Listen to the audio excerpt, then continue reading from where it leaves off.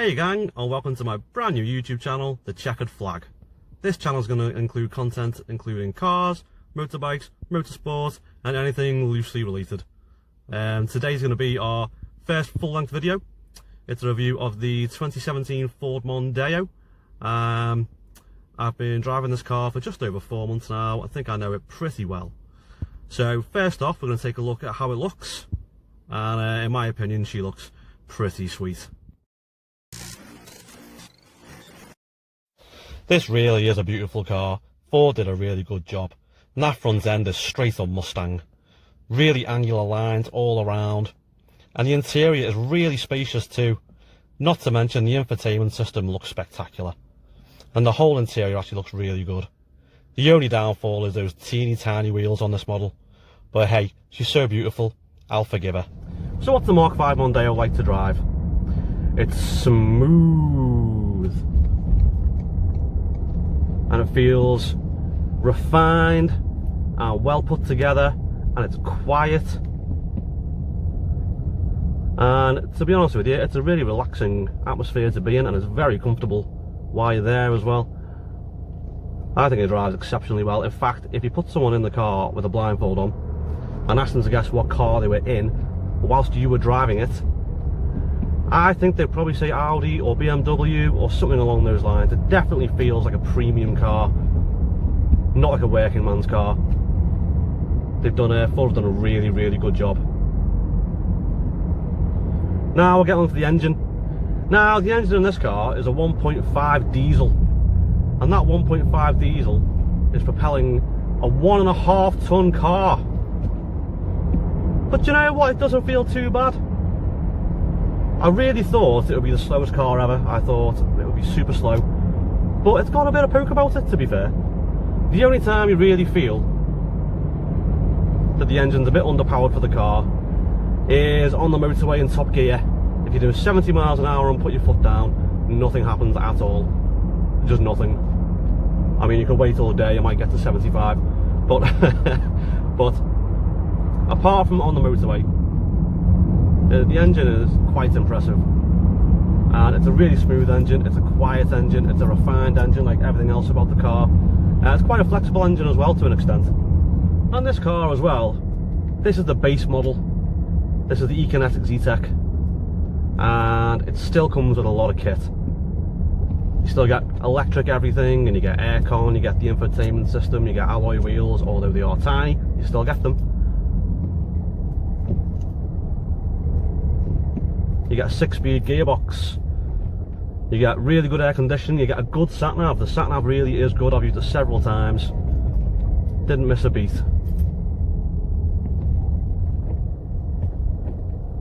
So even the base model with the base engine and with the base everything, no optional extras, you still get an awful lot of kit.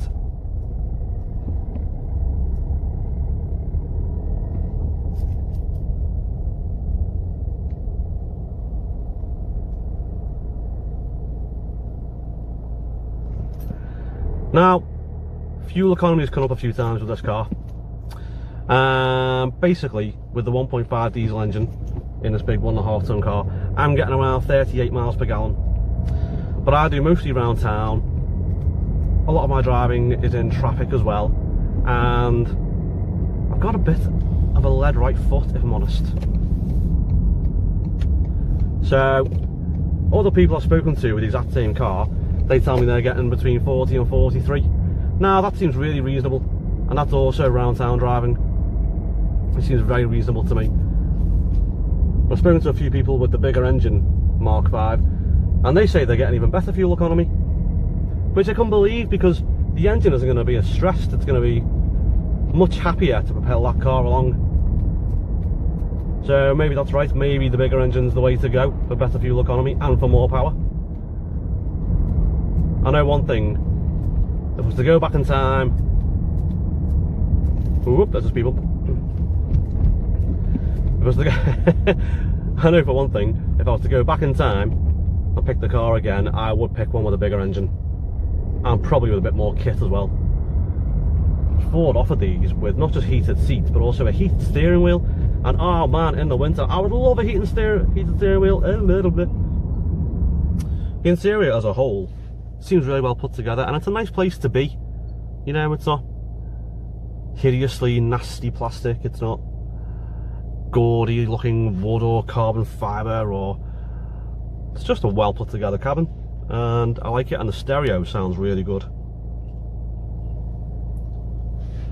There's only a couple of flaws with this car really I found over the past 4 months.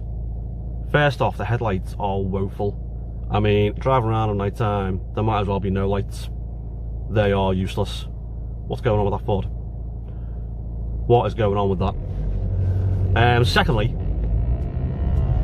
a little tiny bit right there. Secondly, the turning circle is that of a cruise liner. Honestly, you know, the turning circle is horrendous. I know it's a big long car, I know it is, but the turning circle is pathetic. It's so bad. If I had to pick out one thing about the car that was particularly good, that's a tricky one. I'd say the looks are up there. It's a really, really good looking car in my personal opinion. I think it's a stunning looking motor. Probably one of the best looking cars Ford's produced for a long, long time.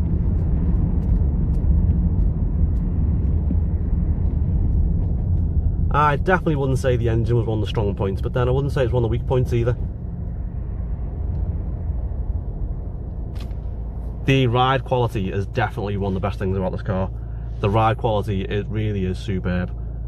My previous car was a 2014 Ford Mondeo. My previous car was a 2014 Ford Focus, and this car just knocks its socks off in every possible way. The extra space in the cabin is priceless. How smooth and quiet it is priceless.